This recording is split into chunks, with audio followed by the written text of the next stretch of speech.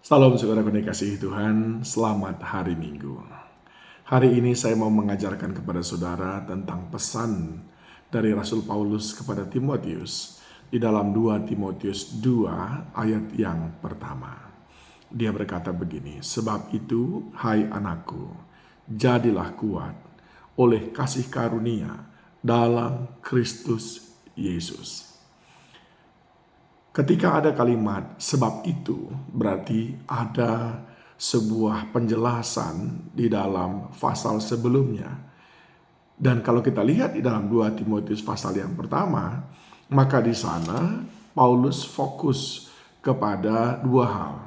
Yang pertama adalah supaya Timotius yang merupakan pemimpin muda untuk melanjutkan pelayanan-pelayanan diminta oleh Paulus untuk bersyukur dalam segala keadaan. Lalu yang kedua pesannya adalah untuk bertekun.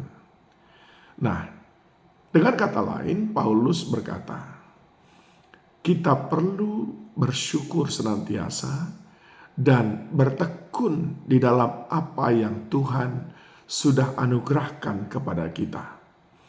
Bahkan Paulus memberikan sebuah peringatan kepada Timotius di dalam 2 Timotius 1 ayat yang ke-14. Peliharalah harta yang indah yang telah dipercayakannya kepada kita oleh Roh Kudus yang diam di dalam kita. Apa itu harta yang indah? Yaitu berita tentang keselamatan yang diberikan oleh Yesus Kristus kepada kita. Lalu di sisi lain, Paulus juga banyak menceritakan tentang mengikut Tuhan yang penuh dengan tantangan dan penderitaan. Itu sebabnya di dalam 2 Timotius 2 ayat yang kedua dia berkata, ikutlah, ayat yang ketiga, ikutlah menderita sebagai seorang prajurit yang baik dari dalam Kristus. Oleh sebab itu kita perlu mengerti saudaraku, mengapa Paulus berkata, jadilah kuat. Sebab dalam mengikut Yesus begitu banyak tantangan yang sering membuat kita tidak mampu bersyukur. Begitu banyak persoalan, hadangan yang di depan kita yang hanya bisa kita lewati apabila kita bertekun. Paulus mengingatkan kita supaya menjadi kuat. Apa yang dia mau supaya kita menjadi kuat? Paulus ingin supaya Timotius dan saya saudara belajar dari 3 kelompok manusia. Yang pertama adalah belajar dari seorang prajurit. Apa yang kita perlu pelajari dari seorang prajurit? Ayat yang keempat, seorang prajurit yang sedang berjuang tidak memusingkan dirinya dengan soal-soal penghidupannya, supaya dengan demikian ia berkenan kepada komandannya. Saudara, komandan kita itu adalah Tuhan Yesus Kristus. Kalau saudara ingin hidup ini berkenan kepada komandan kita, maka saudara tidak boleh memusingkan tentang diri kita sendiri, tapi kita harus berpasrah dan berserah kepadanya dan fokus hanya menjalankan perjuangan ini. Hidup ini adalah sebuah perjalanan.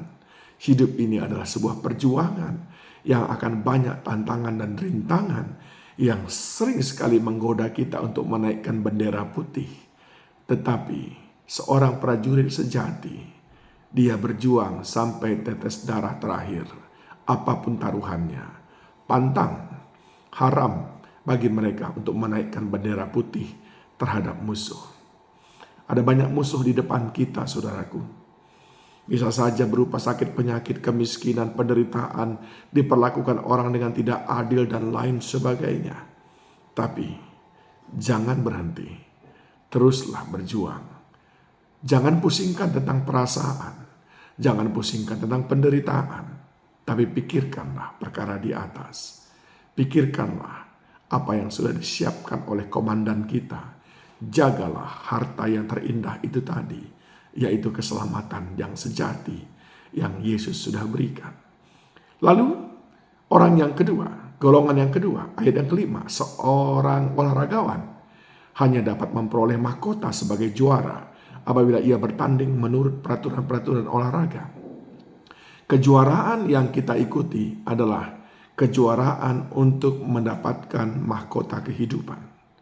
Dan hanya orang yang mengikuti aturan-aturan yang ditetapkan yang akan mendapatkan mahkota kehidupan. Di mana aturannya? Firman Tuhan, Alkitab. Jika saudara ingin mendapatkan mahkota kehidupan, jangan hirau dengan begitu banyak tantangan dalam hidup di dunia ini. Yang mungkin apabila kita tidak hati-hati akan mendorong kita untuk offside. Akan mendorong kita untuk melanggar aturan-aturan supaya kita mampu bertahan, apalagi supaya kita bisa menjadi orang-orang yang dipuji oleh dunia ini. Jangan saudaraku, kita harus selalu fokus kepada memenuhi aturan-aturan surgawi supaya kelak ketika tiba waktunya pintu surga terbuka dan malaikat Tuhan menyambut kita di sana tanpa ada rasa kecewa. Ingat saudaraku, beratnya kehidupan, jangan sekali-sekali saudara izinkan membuat saudara kompromi dengan dosa. Beratnya tantangan, kompleksnya persoalan, tidak henti-hentinya pergumulan, jangan sampai membuat kita menabrak aturan-aturannya Tuhan. Dan yang ketiga saudaraku, yang pertama tadi siapa? Prajurit. Yang kedua olahragawan. Dan yang ketiga adalah petani. Ayat yang ke-6. Seorang petani yang bekerja keras haruslah yang pertama menikmati hasil usahanya. Apa yang Paulus ingin beritahu? Bahwa kalau engkau bertahan, terus bekerja keras, engkau akan menikmati usaha. Seperti petani. Ada proses untuk menabur. Ada proses untuk membersihkan.